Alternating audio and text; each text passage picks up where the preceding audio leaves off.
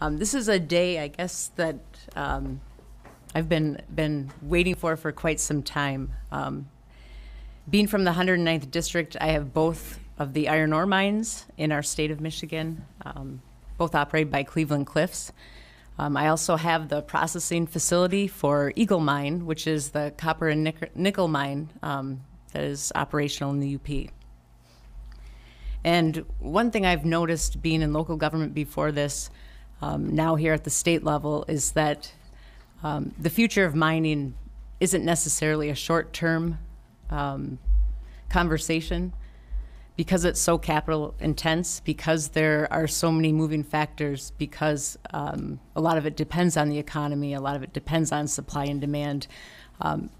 We are best off as a state to take a long-term view and kind of a 30,000-foot view on where do we want to go. And so the decisions that we make here today really will influence whether or not it is to continue as a vital part of our economy in the UP, or if we will continue to see missed opportunities. And in 2015, we did idle one of our mines. We idled the Empire Mine, and it was devastating to our community. You're going to hear from many of our steelworkers here today. You're going to hear from a professor who is heavily involved in the research division of mining, and industry folks who want to tell their story, and also to let you know that modern day mining does take into consideration how we treat the environment. It does take into consideration the fact that we want clean water, that we want to do it right. And I think you're going to see from all of the people testifying here today that a healthy mining industry is something that doesn't have to be either or, doesn't have to be jobs or environment. It can be, and it is both. And with that, I'd like to actually turn it over to our first person to testify and come back up at the end and answer questions. Very fine. I understand Matt Johnson of the Eagle Mine is going to be the first speaker this morning after the representative.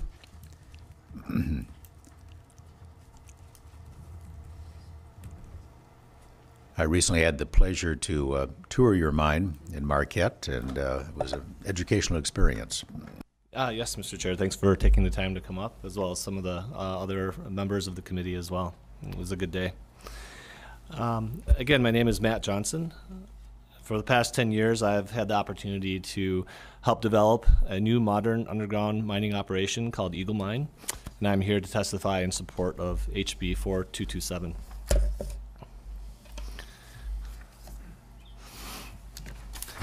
On the slide, you can see just for the mining operation itself, it's a fairly small footprint, about 150 acres in size. And Eagle Mine produces nickel and copper. And it's actually the only nickel mine that we have here in the United States, which makes us quite unique. We employ 400 people. It's a $1 billion investment. And since the start of operations, we have spent since the start of operations in 2014, so we're a fairly new mine, we have spent $340 million in taxes, royalties, and procurement throughout the state of Michigan. Our underground tunnels, the depth ranges from 1,000 feet deep, which is the original ore body on the left of the screen, to 3,000 feet deep on the right of the screen, which is our new ore body called Eagle East, which is actually well below sea level. And entering the portal on the surface and driving all the way down to the bottom of the ore body, it's a 6-mile trip and takes about 40 minutes.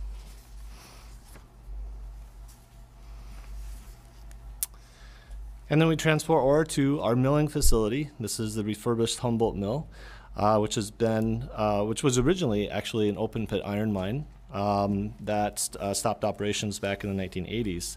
We resurrected, after considerable investment, this brownfield site to a modern milling facility.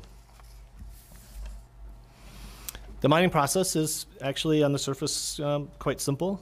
So we mine ore underground, transport it up to the surface, then we transport it to the milling facility, the Humboldt Mill. The purpose of the milling facility is to crush the ore to very small rocks in our crushing circuits, and then into our 2 ball mills that we have, and then a flotation circuit, which is the middle picture on the bottom, where we float the nickel and copper. At the end of the day, we produce a concentrate, a nickel concentrate and a copper concentrate, and that's basically a powdered form of nickel and a powdered form of copper. That is our end product that we then ship to our customers, primarily in Canada and one in Sweden. So why do we mine? Why do we do all of this? If you think about it, everything that we do on a daily basis all starts with mining. From the moment that we get up in the morning until we go to bed, our lifestyle, our health, the products that we use start with a miner going to work every day somewhere in the world. It is the building blocks of our society and our economy. And it is controversial. With benefits comes risk. We see this in the conversations that surround Line 5, or any new mining operation, a gravel pit behind somebody's house or neighborhood, or a wind farm in the field next door. These changes bring concerns and fear that must be addressed. The good news is, Michigan enjoys some of the most rigorous standards in the USA for our regulations, and we should be proud of that. If we have the proper regulations in place, coupled with minerals that society requires, it becomes a question of not whether we should mine or not, but a question of how do we mine. At Eagle Mine, our values extend well beyond the compliance of Michigan's regulatory requirements. In part, that is due to our investor expectations, those people who invest in us, and the community expectations. Last year, we surveyed over 900 people in the community who expressed their opinion about Eagle Mine, their expectations and their concerns, and the environment, and about the environment, and of course Eagle's inevitable closure, because all ore is finite and all mines will close at some point in time. So what we're able to gather from the community survey, which helps drive our business, is really what are those expectations of the community. And of course, no matter who you are, the top expectations is environmental performance, to protect the environment. But the community is concerned about us continuing our operations. They want us to support our employees. They want us to be transparent in our operations, to tell them what's going on. And also to ensure that community programs that we've created continue after we close. And those are things that we're looking at today. The closure concerns, we're very transparent about how much ore we have left. We do plan to close in 2023. The community is concerned about that negative economic impact caused by closure, personal impact, the loss of a community partner in Eagle Mine. And those are all things that help us drive our community capacity building programs to offset those negative impacts of closure. These opinions also help drive our company values, the transparency and the governance. In addition, no matter where we operate in the world, we strive to meet global initiatives like the United Nations Sustainable Development Goals. The UN Sustainable Development Goals have become very important to our owner, Lundin Mining. We do have global operations in Chile, Portugal, and Sweden, and we all strive to meet the same standards. One might say, how can sustainability and mining have any correlation when ore, as I mentioned, is a finite resource? So that's when we get into what is the actual definition of sustainability. Sustainability moves far beyond the traditional sense of, recycling, water protection, and energy, and is used in the mining industry in how we conduct our business and how we mine, especially considering challenges caused by climate change and the need for fuel-efficient alternative energy products, which are required for the new circular economy. Solutions to these challenges requires a miner to go to work and minerals to be mined.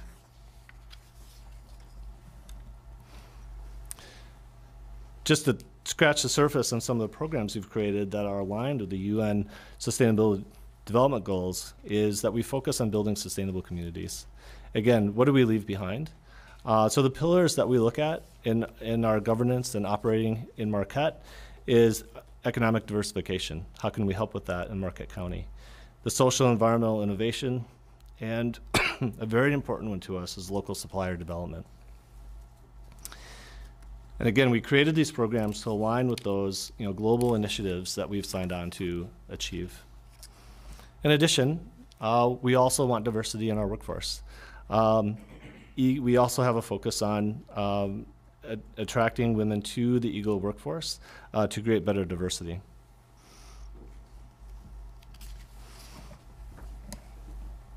But when it's all said and done, what matters most is the protection of water. This is what the community tells us over and over again in our community surveys and the focus groups that we hold. And therefore, in conclusion, the focus on mining to meet societal needs will only increase. Therefore, we need to be prepared by reviewing our regulatory policies to fund research and create a space for and be ready for the dialogue, the inevitable dialogue that will happen, which is what House Bill 4227 sets out to achieve and why we are in support of it. Thank you. Thank you, Mr. Johnson. I think I'm going to defer questions because we have quite a few speakers and many of you came from a great distance. So next I will call up Patrick Bloom of Cleveland Cliffs.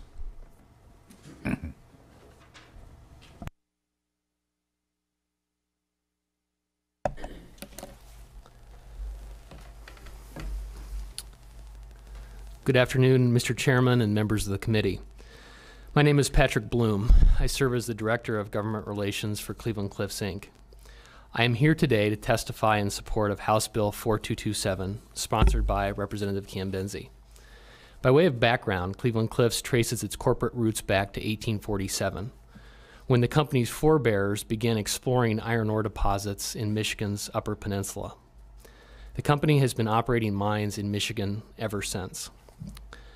Today, Cleveland Cliffs operates the 8 million ton capacity Tilden mine on the west end of Marquette County. Tilden employs nearly 850 workers, with our hourly workforce partners represented by the United Steelworkers. In addition, Cliffs operates the LS&I Railroad and Marquette Ore Dock, which employ 112 workers, and a research lab in Ishpeming employing 18 workers. Tilden has an estimated annual economic impact totaling $452 million. The Tilden mine produces iron ore pellets that are shipped to integrated steelmaking customers in Michigan, Ohio, and Ontario, Canada, enabling the production of high-quality steel products most commonly used in auto and appliance manufacturing. The Tilden mine has been operating continuously since 1974. An adjacent iron ore mine, the Empire Mine, opened in 1963 and, as Representative Cambensy noted, operated until August of 2016, when Empire exhausted its economically available ore reserves and the mine was indefinitely idled. In early 2018, Cleveland Cliffs announced that it is seeking additive pellet capacity to address an anticipated shortfall of blast furnace pellets in the North American market. Cliffs continues to actively consider an investment in the reactivation of Empire Mine, as well as other supply alternatives pending requisite customer commitments. The pellets produced at the Tilden mine and Cliffs' other U.S. facilities are manufactured products, specifically designed for consumption in our customers' blast furnaces. These pellets can be sharply contrasted with lump and fine iron ore that is abundant globally but must be further processed in polluting, emission-intensive center plants, a model that is pervasive in China, the world's single largest steel producer. In short, the use of iron ore pellets allows the American steel industry to be the most environmentally friendly in the world. Cliffs has a long history of civic leadership in our mining communities. In 2018 alone, the Cleveland Cliffs Foundation issued grants totaling over $240,000 to educational and nonprofit institutions in Marquette County, including significant grants to Negaunee Public Schools, Ishpeming High School, and the Iron Ore Industry Museum. In 2019, the Cleveland Cliffs Foundation committed to a 5-year, $250,000 multi-year pledge to Beacon House, an organization that provides lodging and care for families traveling from around the UP to Marquette for specialized medical care. This foundation grant will support construction of a Beacon House facility in proximity to the new Marquette LifePoint Hospital. In 2014 and 2015, when the Upper Peninsula faced an electric power crisis that threatened to impose literally tens of millions of dollars of added cost on UP ratepayers, Cliffs partnered with the state of Michigan and electric utilities to negotiate an alternative electric power solution. This solution was designed to hold down costs, end punitive system support resource charges, and importantly, provide a generation-based electric power solution following the planned closure of the Presque Isle Power Plant in Marquette. I am pleased to report that UMERC, a newly created Michigan-only jurisdictional utility, will commission 2 state-of-the-art natural gas-fired generating facilities in the Upper Peninsula over the course of the coming weeks. Cliffs' engagement with the state of Michigan, our elected officials, and community stakeholders in response to this electric power crisis stands as evidence of good outcomes that can be achieved when various interests unite behind a common goal. With that experience in mind, we view Representative Cambensy's Committee on Michigan's Mining Future as an excellent forum to address the challenges and opportunities confronting Michigan's mining sector. Cliffs' long and successful history in Michigan is due in great part to our supportive mining communities, responsive government officials, and Michigan's stringent but reasonable regulatory environment. We appreciate Representative Cambensy's leadership, and we wish to thank her for her initiative in proposing the creation of this mining-focused committee. Cleveland Cliffs stands ready to offer its technical and practical knowledge of the iron ore industry in support of the committee's mission. With that, Mr. Chair, I would be happy to answer any questions. Thank you once again for the opportunity to testify today. Thank you, Mr. Bloom. As I indicated earlier, I'm going to defer the questions temporarily because we've got a finite amount of time and I want everybody to get a chance to speak. But we do appreciate Cleveland Cliffs and all its contributions to Michigan's economy. So, understood. Thank you, Mr. With Chair. that, we have a number of gentlemen from the United Steelworkers here. I don't know how you wish to make your presentation, but come on up.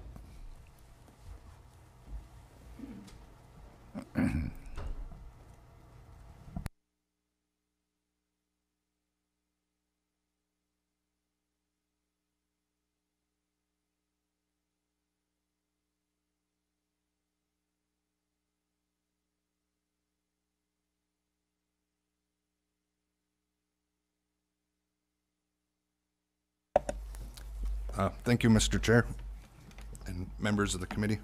My name is Chad Corpy. I'm the president of United Steelworkers Local 4950, and we are here today to testify in support of House Bill number 4227. We're an amalgamated local union, and we currently represent approximately 540 members. The majority of our membership comes from the mining sector. We do have amalgamates in the public, private, and healthcare sectors as well. I'd like to talk a little bit about the jobs that this bill could help retain and create. With the idling of the Empire Mine in August of 2016, we lost approximately 400 members. Over 150 of those members still remain laid off as of today, and over 40 of those members transferred to one of the mines in Minnesota. Some of those members have elected to permanently remain in Minnesota and declined to recall back to Michigan. Utilizing information published by Cleveland Cliffs in 2015, the average Cleveland Cliffs employee wage and benefit package equals $134,000 annually. Lake Superior Community Partnership did an impact study that suggests the ratio of 2.89 additional jobs were lost in our community per each laid-off miner. Their impact study also suggests an earnings ratio of 1 to 1.66 between these community jobs and a Cleveland Cliffs miner. Utilizing those ratios and that wage and benefit information provided, we're looking at a negative economic impact to our community of close to $200 million annually just in wages and benefits. So when a mine idles or closes, people move. That creates a negative economic impact on our community. Our headcounts decrease in our school systems, tax bases are reduced, and our property values decline. Our townships lose revenue from those specific ore taxes, and the spin-off jobs that were referenced earlier are no longer needed. The effects of some of our other amalgamates when the Empire idled. We have members at Local 4950-11 who are clinical employees. When the Empire mine idled, they saw less patients. Patients with reduced health benefits are now more likely to defer their treatments. And this decline in patients causes low census days, and our members were forced to take a reduction in hours and also loss of jobs. We also have members at Local 4950-10, and that's a local electric motor supply and repair shop in Ishpeming. And the mines are their primary customer of these electric motors and repair services. And our members there experienced a reduced work week of 32-hour work week for an extended period of time. So these are just a couple of examples of how an idled mine affects so many other occupations in our community. Now I'd like to turn it over to Dan. I think he's going to speak a little bit about unemployment challenges amongst our membership. Thank you, Chad. Mr. Chair of the board. My name is... Oh, we can switch. Okay.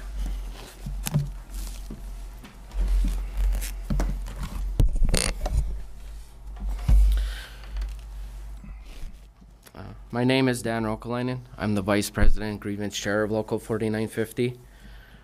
Chad and myself represent the Empire Mine that has idled and the amalgamants he mentioned. I'm going to touch a little bit on the unemployment. Just a few facts here. The unemployment rate at the end of 2019, the national average rate was 4%. Here in Michigan, it was also the same as a whole, but in Marquette County, it was 4.7%. Our maximum benefit, weekly benefit, is $362, limited to 20 weeks per year. And compared to Minnesota, they receive a weekly benefit of $640 for 26 weeks. So as some of our laid off people move to Minnesota, they are faced with a hard decision to either stay there or come home. And it's quite attractive for them to stay there if a mine idles or shuts down there, that they'll have almost double the benefits. Some of the other hard decisions that people that were laid off have to face is to try to find a job of equal benefits and wages, which is very hard to do in the Upper Peninsula. Also, if they can't, they have to take a job of lesser benefit and wages to stay in the area, which most of us want to do. And then also, a benefit that I have received, being that I worked at the mine, my wife was able to stay at home and take care of our children, and we didn't have to pay for daycare.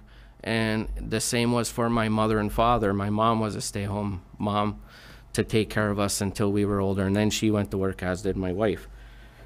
So it creates other hardships that maybe, as the other spouse has to go to work with being laid off or taking a job of lesser benefits, it could put a hardship on other families to take care of our kids because we couldn't afford daycare, or it creates latchkey kids. Our kids are home alone for a while after they get done with school, which sometimes it causes extra stress on us as parents because we don't know what they're doing because we're at work.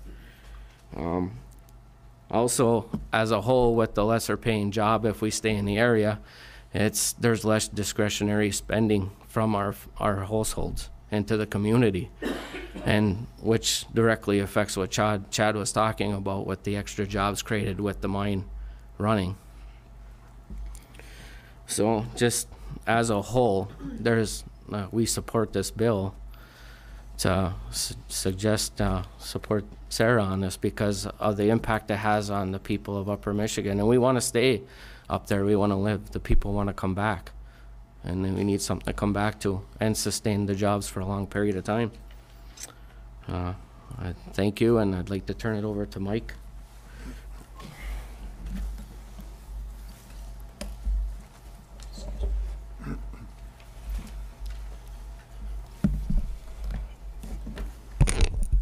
Good afternoon, Mr. Chairman, distinguished committee members.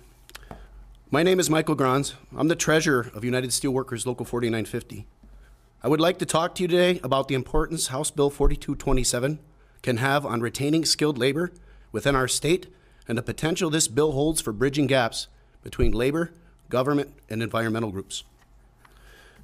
As we're all aware, the skill gap amongst workers in our workforce is a real problem we face in Michigan today. A properly trained, highly skilled workforce excuse me, is needed to fully utilize new technology and attract corporate investment. The mining industry, due to the size and scale of our equipment, requires a higher percentage of the workforce to be highly skilled in their respective crafts. At Cliffs Michigan operations, 48% of our hourly workforce is in skilled craft positions. The mining industry has become as technologically advanced as any other industry.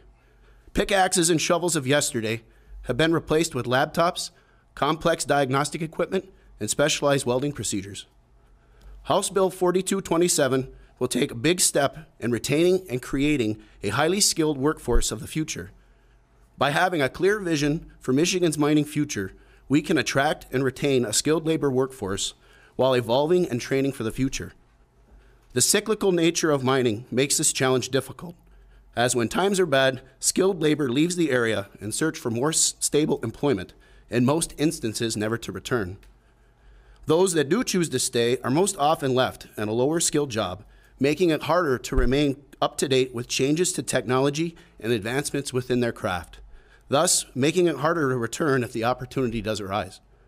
House Bill 4227 would bring together labor, industry, and government to better solve and deal with these problems and set a defined path for the skilled workforce of the future. Next, I would like to speak on one of the most important topics that this promotes committee would handle, and it's mining's impact on the environment.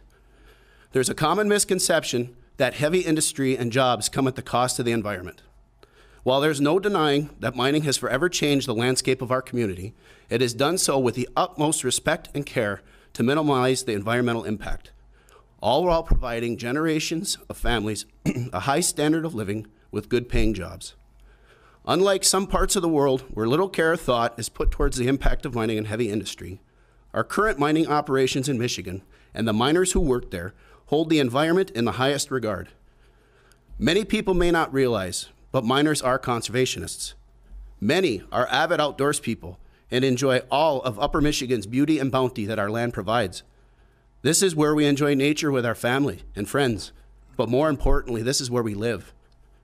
Ladies and gentlemen, we come before you today as proud miners, proud steelworkers, but more than that, we are fathers, sons, brothers. This is our home. This is where we raise our families. We as labor are as vested in the environment as any other group. We as labor are on the front lines every day with the environmental impact of the mines. We are the ones that monitor, report, and mitigate any and all issues at their earliest stage, so the smallest impact to the environment is as small as possible. We do this because this is our home. This is what our legacy will be for generations to come. The proposed committee that would be created by House Bill 4227 would give us a unique opportunity. The opportunity for all parties to come together and forge a path for Michigan's mining future. Together, we can make Michigan an example to the world for safe, environmentally sound, economically viable mining. Together, we can do it. Together, we can ensure the legacy we leave for the future is clean, prosperous, and full of opportunities for generations to come. Thank you. Thank you very much, gentlemen. I appreciate you putting a human face on the legislative issues we're facing here. And the last thing I want to do is ship jobs to Minnesota. So thank you very much. Next, we have Mr. Steve Claywell, who is the president of the Michigan Building Trades. Oh, I'm sorry, there's more. Okay, I'm not trying to push people, but we're going to have to leave here by 1 o'clock, and I don't want to leave anybody from Marquette having made the whole trip and not being able to speak. So please be concise.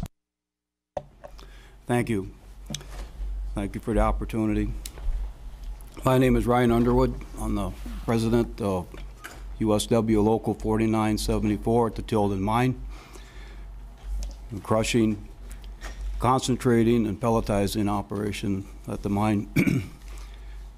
I guess what I would like to add is, again, the human side of what we do. We're iron miners. That's what we do. As Mike addressed, our boots are on the ground. We're the first line of defense, whether it's safety, whether it's environment, production, efficiency. And we're damn good at what we do, probably the best in the world. This committee on creating the Michigan's mining future, often I was taught as a young man to look at our future, look at our past. And we have a heritage, especially in Michigan, of mining. We have a heritage of doing it the right way. Sometimes I get resentful when I hear people talk and they show pictures, especially on the internet, of center feed operations that are going on around the world that are filthy. We don't do that. Our pelletizing process was new technology. Back in the 70s, the Tilden mine, when it started production, it was a whole new technology that was taking hold of taking low-grade ore and making a high-grade product. And the benefit to that was our environmental footprint. The process that we do, and the pellets that we make, go to these facilities that basically they're tailor-made. They're clean. They're much cleaner. What's going on in Pakistan, India, and China is horrible. We don't do that. We, on our side, labor, I think we need to do a better job educating the people in education about what we do. But we're workers, and I'm proud to be a worker. I got put on this earth to work, and that's what I do. I'm not ashamed of it. But part of that is telling our story and what we do. I may be blue collar, but I'm also green. So we're blue and we're green. It's our water. It's our air. It's our children's water, our children's air. It's our ground. We connect with that ground. We've been doing it up there for generations. And you go up there and you look, what do you see? You see the nature, you see the beauty. We take pride in what we do, and we fuel the engine of this country. And think about your day without steel. Your phone, your car, our roads, sitting at the table with your family. That all came out of our ground. And it should come out of our ground. And we can do it in a responsible way. And having a voice at this table, it's one thing I learned in my job as president of our local. There's a few things I had to learn. One was to be a politician.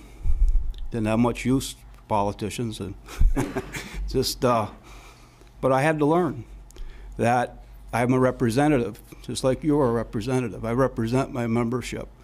And there's times I have to tolerate. I never had to be tolerant really before. It took care of me. But I had to learn tolerance. And tolerance is not a bad thing, is it? As I learned to be tolerant and tolerate others that maybe I don't have the same viewpoints of, I learned dialogue. And dialogue is where it all begins. We negotiate with our company, our benefits and our pay. We set the standard. We set it high. We have dialogue. We don't fight. I'm proud of our company, proud of our management. It's one thing to have a contract, and it's another to have a company that backs it up.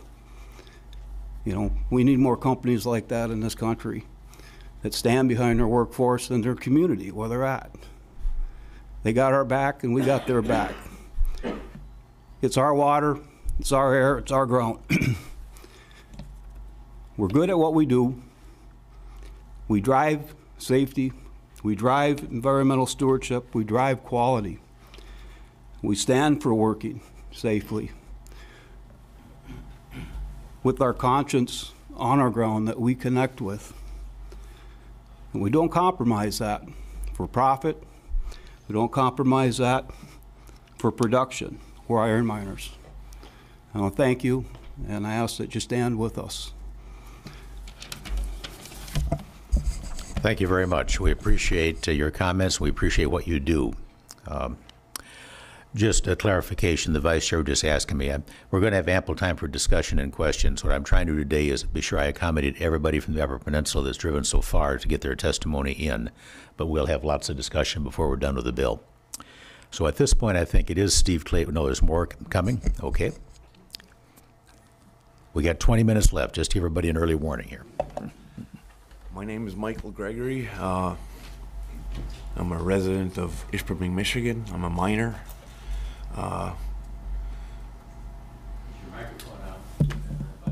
Yeah, it's on. Sorry. I just want to speak plainly. I graduated in '85, went to the military, did a few years in service, went to school. My first job was, excuse me, with GM. I was a variation simulation modeling engineer with North American truck platform, but it was never satisfying. I just want my home to be my home. And that's it. Thank you, and thank you for your service as well. We now have a Navy veteran coming up, I believe. This is Steve Claywell, president of the Michigan Building Trades. It's finally his turn. Chairman Howell and the entire committee, thank you for the opportunity to speak on this very important issue. I rise to testify for House Bill 4227. As many of the speakers before me, I'm not going to relive what they've said as we agree. But I'd like to provide a different perspective. And that perspective is, what is mining currently? Mining currently in the UP is a partnership. You've heard from Eagle Mine and Cliffs. We take great pride with our partnership with not only the steelworkers, but the individuals that own the mine. Our men and women that build these mines currently are held to the highest standard on performance, safety, and environment. So as we talk about a committee looking at mining into the future, these standards will not change. And as we talk about standards, let's talk about the direct impact that mining will have if in fact we do move forward into the future with mining. One opportunity currently pending in the UP would create an opportunity for 80 to 100 construction workers for 24 months. In the UP, mining is a very significant industry and it's a way of life. As we talk about the shortage of skilled trades and we talk about competition, as you've already heard, we are also in competition for construction workers. The states around us have higher unemployment rates per week. They have additional weeks we're members, so we're in competition. This long-term sustainable employment is absolutely detrimental to our families of the construction workers in the UP. So as we talk about the committee, we not only support it, we strongly support it because mining is a partnership. Thank you. Thank you, Mr. Claywell. The next person that's going to be speaking is the superintendent of NICE Public Schools in Marquette County, Bryan DeAugustine.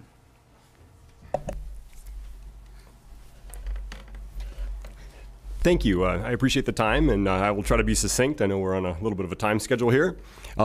As the chairman mentioned, I'm from NICE Community Schools in Ishpeming, Michigan. In the scope of the state, we're pretty small. We're about 1,200 kids, a little over. In the UP, we're medium size. Geographically, we're 2/3 the size of the state of Rhode Island. So we are 700 square miles large. That's 23 buses every day, taking about 900 students to school and then back home again. So, for the UP, it's a fairly big operation. And the reason that we are in favor of House Bill 4227 is because we believe it represents what the state government can be at its best, because the government allows us then a mechanism to take care of our own local and regional problems, because this has an implication across the UP, not just in Marquette County alone. Besides NICE Community Schools, there are 12 other school districts in Marquette and Alger County, which make up our intermediate school district, or RISA, in the UP. And it has far-reaching ramifications that are positive across those districts. And I'll just give you a couple of quick examples. You know, with Cliffs and with Lundin as well, we have two really good community partners that mine safely and responsibly. They're good stewards of the environment, and they give back to the community. At NICE Community Schools, for example, we had a really old theater that we needed to renovate to serve the 1,200 kids that we have. It was going to cost about $1 million. We called up Cliffs and Lundin and asked what they could do for us, and they cut a check for $100,000 to get us started. That's a pretty good community resource that was taken care of right in our own backyard, and you know, prevents us from having to come to the state to ask for more money. Schools obviously are always clamoring for more dollars to support their students, but in the UP, we do a pretty good job of taking care of business. If you look, I'm not sure if you got the sheet that I brought with me to hand out, but we're a little over $13 million. We have about $1 million in our fund balance, and we also have a sinking fund that brings in another $800,000 a year, which allows us to take really good care of our little school up in Ishpeming, Michigan. And a big reason for that is because of the existence of our mining operations. Besides the excellent job opportunities they provide our citizens, they also pay taxes into our general operations fund and into our sinking fund, which allows us to create a great school for our kids to go to. Just as another couple of examples, and then I'll wrap it up. At NICE at Westwood High School, we have about 360 students. I budget $90,000 a year that we purchase college credits for our students. Northern Michigan University comes to our campus and teaches our kids face-to-face in our high school.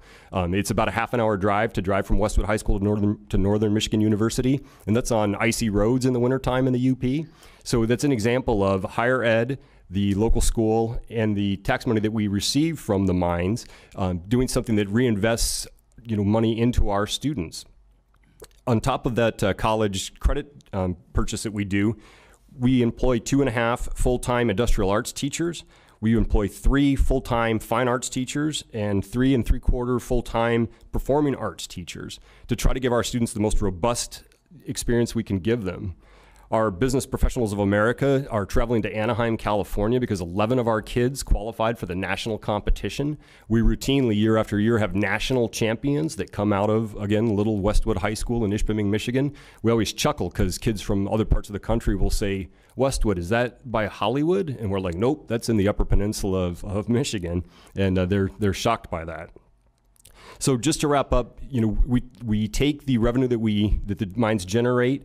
We embrace the community spirit that they bring to us with our friends and family members mining, and the support that we're given by the mines and by the employees. And we think we put it to pretty good use, staying fiscally responsible, which the state asks us to, and providing our kids with a really great opportunity, whether they're on a college career track, whether they're going into industry, whether they're going into the military, if their desire is to pursue fine and performing arts or career in technical education.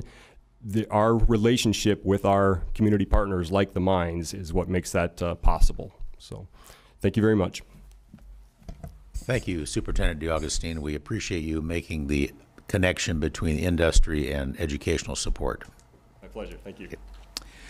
Our next, I believe, Representative Cambensy and Dr. Stephen Kessler are going to be coming up, according to my notes here.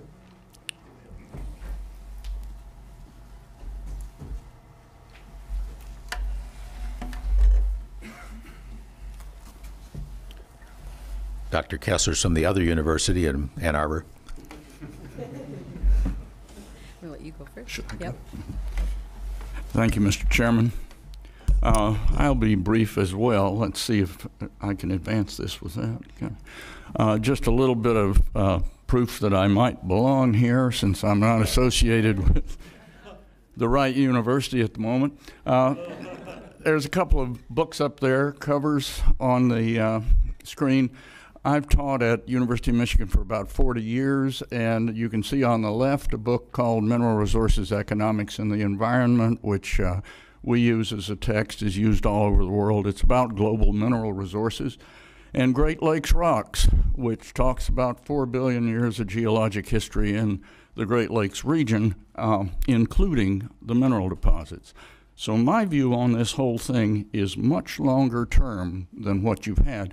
It's also a little bit broader in terms of the state, and I'd want to emphasize that to you.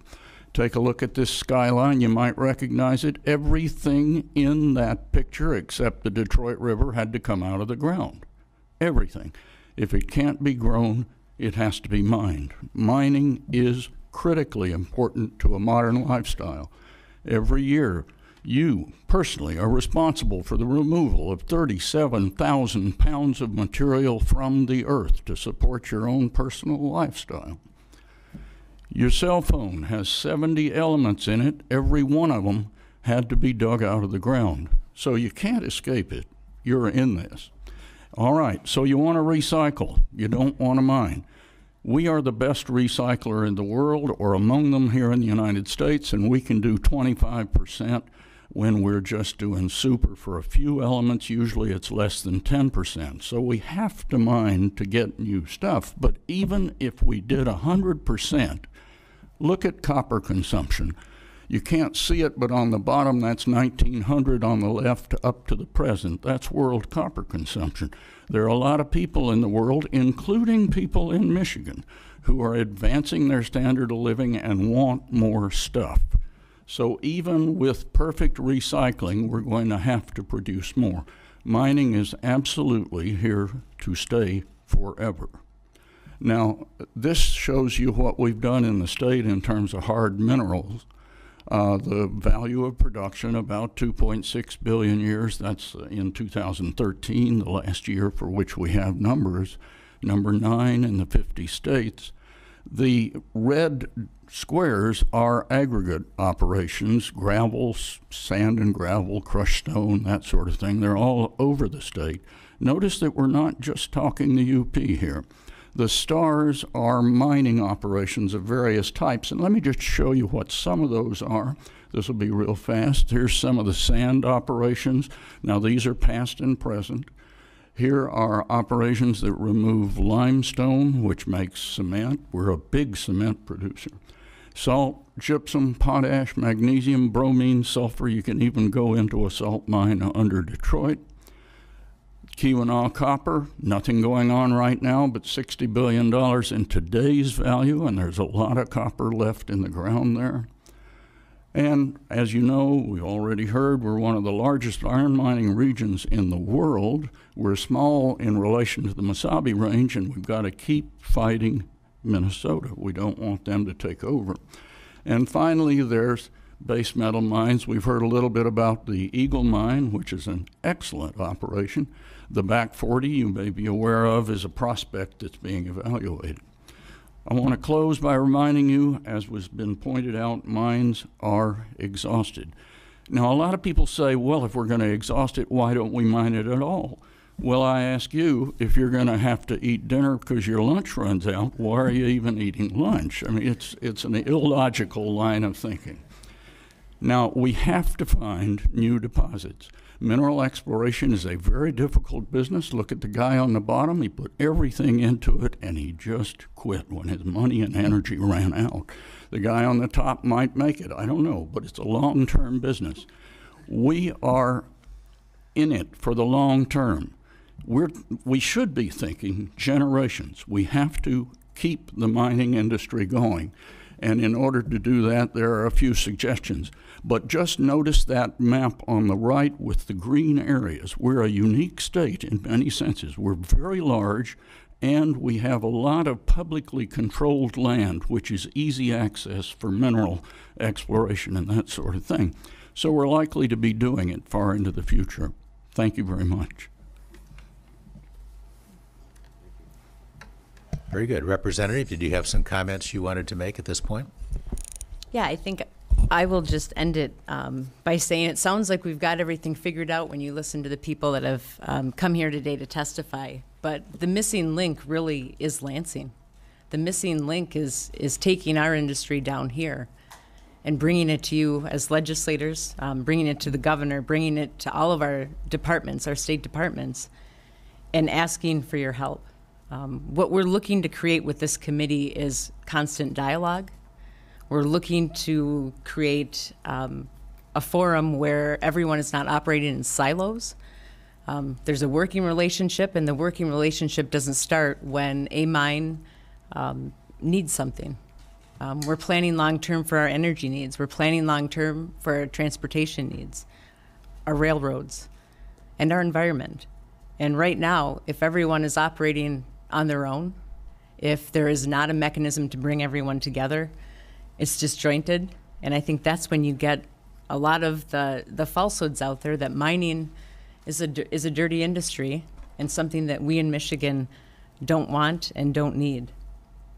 I'm going to actually skip to the last slide. And if you look at what Minnesota's doing, I often compare Michigan to Minnesota because our economies are very similar. They have a very strong, robust mining community there. And one of the reasons they have that is 15 years ago, they decided to come up with a committee like we hopefully will create through my bill to make sure that it stays at the forefront in their state, to make sure that not only do they bring in legislators with industry leaders, with environmentalists, but how about our universities?